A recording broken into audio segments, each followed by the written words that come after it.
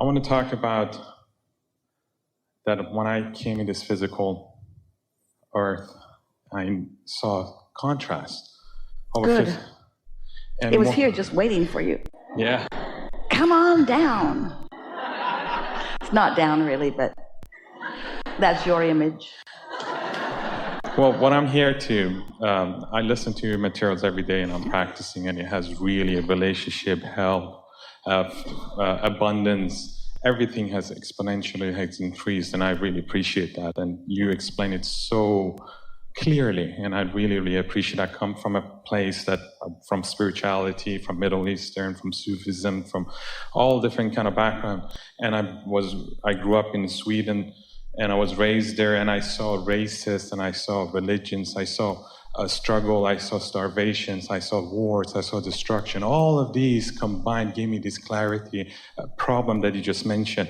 And I saw, is there a way that when 9/11 happened, I was around 22, about 15 years ago, and really kind of gave me, daunted to me, human history is filled with wars and destructions and killings.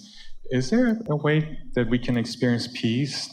Is there a way that there's going to be peace? And seeking for answer, asking for that. Yes. And do you have another question? The answer for me came unity, and I'm an artist, and my passion, and I expressed that solution. And I created half an acre artwork made of 2,000 paintings for 15 years. I've been working, and when you put them together. So here's the answer to your question. Do we have to have so much unpleasant contrast in order to have expansion? Does it really need to be like that? And the answer to that is no. It doesn't have to be such harsh contrast. But still, let's not put contrast in a category of badness. Let's keep contrast in the category of helpful and beneficial. Let's just do that. And then let's talk about how, as an individual or as collective consciousness, you could manage the contrast in a way that would serve you without having to go so far down a path of unwanted. Now, stay with us just a little bit, because if there was ever a time that this conversation would be appropriate and soothing and therefore beneficial, this is that time. So let's just take a little bit here and let's chew this over really good. We like the way that you've presented it here. Do you? We're going to start with some basic premises, and then we're going to get right to what you're asking for. So if you begin, and we know you are, with the understanding that you are the attractor of your own reality, and then you accept or acknowledge that everyone else on the planet is too. And then you accept that you came with differing intentions, with different desires, with different categories of desire. You came with such a mixture of intentions. So let's just start there. Now we want to talk to you about law of attraction. All right, we already did. And now we want to talk to you about the thing that is most significant about law of attraction, and that is the momentum within it. And by that we mean, if you focus on a desire and then you focus upon a thought or a belief that is contradictory to that desire, the desire does not gather any momentum because you went that way and then you went that way. So now we want you to think about the wisdom of being aware early in a moment. We don't mean early in your life. It's too late for that. You already got too many bogus beliefs going on that are in your way. So let's not worry about catching you early. We didn't catch you early. We caught you now, and you're wherever you are, and it's perfect. But when you catch something early, we mean emotionally. So let's say it's early in the day before you've reactivated the things that are bothering you so much. And we want you to focus on the emotion of satisfaction. So there's satisfaction and less than, or there's satisfaction and more than, but let's just talk about satisfaction. So if you're asking yourself on a really regular basis, if the way you are feeling in this moment is satisfied or more, or satisfied and less, and you're catching it in those early stages, you've got control at that place. Let's say someone just expresses an opinion to you, and the opinion is unsettling to you because it doesn't happen to be an opinion that you hold. if you're aware of it right then, you can catch it and you can find satisfaction anyway. But if something has gone so far that it's really pushing your buttons in a really strong and powerful way, it's going to be maybe not even possible for you to find a satisfying thought about that. You would have to change the subject. And if you really care about managing your relationship with your inner being, then you might change the subject in order to stay satisfied. Your kids do it all the time. When you're harping at them about something, they just tune you out. And you look at that blank look on their face, and you're annoyed that they're not giving you their undivided attention, but they cannot listen to you and stay satisfied. So they're smart enough to ignore you. And that's what we wish for all of you, that you care about that. But you've got to catch it in the early stages, because if you don't, then momentum will carry you away. Now, there are some things that we want to say about this. When you have a really strong desire, the absence of it is really uncomfortable, and other way around. In other words, if you've got a strong belief that is contradictory to your desire, you can really, really feel it. So the answer to your question is yes, it is possible to be an individual in this time-space reality who manages your vibrational frequency in such a way that you can be satisfied in a little less and lean towards satisfaction, and satisfied in a little less and lean towards satisfaction, and your life would just incrementally continue to improve. You would just live happily ever after while you are experiencing contrast which you're in control of, contrast that you don't let get carried away from you, and you would find yourself living a wonderful, wonderful life. But humans so often believe that it takes pain to have gain. And so you've learned to endure your negative emotion. You don't see it as the warning bell that it is. You don't see it as the opportunity to maintain your balance. In fact, most humans would rather have negative emotion than no emotion, where what you really want is soft emotion rather than strong emotion. Now, we're going to ask you some questions. Would you rather feel satisfied or powerful love? That's logical, isn't it? Would you rather feel satisfied or dissatisfied?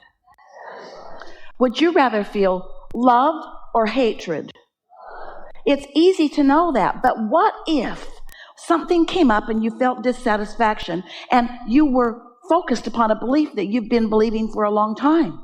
It's something that your parents talked about. It's something that people around you talk about. So you focus on it, and it gains momentum. And as it gains momentum, it takes you further and further and further from what you really are and what you really want. But the whole time it's doing it, you're launching all of these rockets of desire. You're asking for more love. The whole time you're moving further and further away from it. You see what we're getting at? So it's not that one is right and one is wrong. It's that the love is natural to the whole of who you are, and the hatred is unnatural to the whole of who you are. But as humans, you've got one foot, especially if you've been listening to us for a while. Most humans don't have one foot in both worlds, and by that we mean understanding your inner being and focused upon what's going on around you. Most humans have got both feet in the physical world, and they're just squabbling over the manifestations with no sense of control or power over things getting better. And here's what we mean by that. Unless you are in the receiving mode and tapped into the energy that creates worlds, you really do not have the power to create your own reality in a way that you are joyful. But that doesn't mean that law of attraction won't amass around you. There's plenty of evidence, if you've got both feet in the world that is all about stuff and all about behavior and all about control and all about trying to get somebody else to believe the way you do, which is a large part, in fact, almost the whole population stands there a good deal of the time, then the one with the most words or the most access or the most attention, they appear to have the most power in that world. But if you just step into the vibrational world where the energy that creates worlds is, that's where your true leverage is. That's where your true power is, you see. So the answer to your question is, you just have to, as an individual, figure out when you have that power and when you don't. And when you have love in your heart, you do. And when you have hate in your heart, you've disconnected from that power for a moment. Don't worry, it won't go away. No one's saying, oh, disconnected, cut them off. Because all of your inner beings are standing there waiting for you to rejoin them in that energy and in that knowledge of who you really are. So, really the answer to your question is it just really depends upon how much torture you're willing to put yourself through for the purpose of your expansion and evolution. And from your non-physical standpoint, when you made the decision to come, you weren't planning on torturing yourself at all. Not one of you said, I'll go forth and I will endure. I will put up with it, and I will suffer, and I will valiantly launch big rockets of desires, and then I will find some way of dragging myself from the momentum of what I don't want into satisfaction, where all of a sudden in one fell swoop, everything will be wonderful for me again.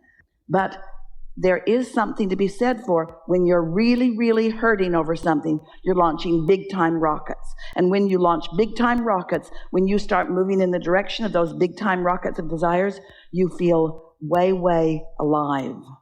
And that's what humans are sort of addicted to. It's like, and we love you, and we are not disrespecting you with this analogy, but it's like you hit yourself over the head with a hammer, and when you stop, you say, I have seen the light.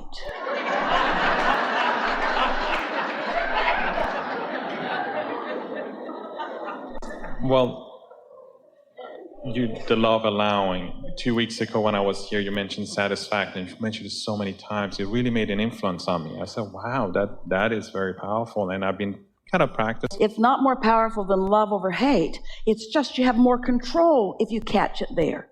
If you're in the mode of watching something that is full of hate and you're all wadded up about it, you are out of control. You can't drag yourself back into love under those conditions. It's too big. You got to catch it. So the emotion of satisfaction is more of a fine-tuning? It's just a smarter use of your understanding of contrast. It's a more effective use of your guidance system. When there's very little momentum, you can stop that car. That was an easy thing to see. And in satisfaction or dissatisfaction, there's so little momentum, it could go either way.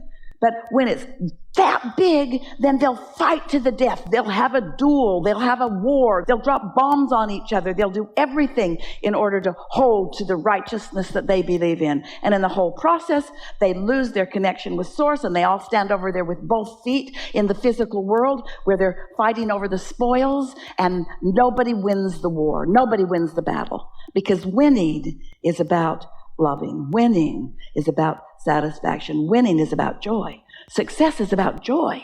It's not about the biggest pile. So when you get the biggest pile of joy, along with it comes the biggest pile of money and the biggest pile of friends and the biggest pile of fun and the biggest pile of all the things that you want. But if you're not looking for the joy first, if you don't have your eye upon the emotional goal, then you get confused and the spread gets too big and you lose control, and then you're trying to stop things that can't be stopped for you, you see. That makes sense? So our direct and specific answer to your wonderful question is, do we have to fight these big wars? Does the contrast have to get so big? No, humans just like the drama.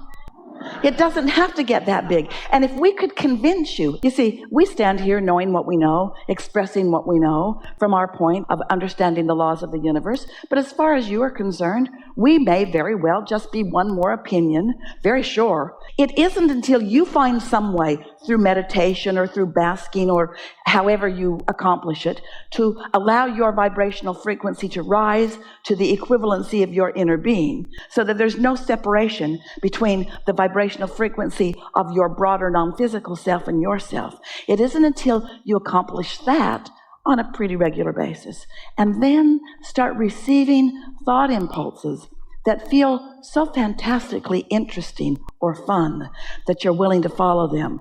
And then you get to witness the results of having done that, that any of this has any meaning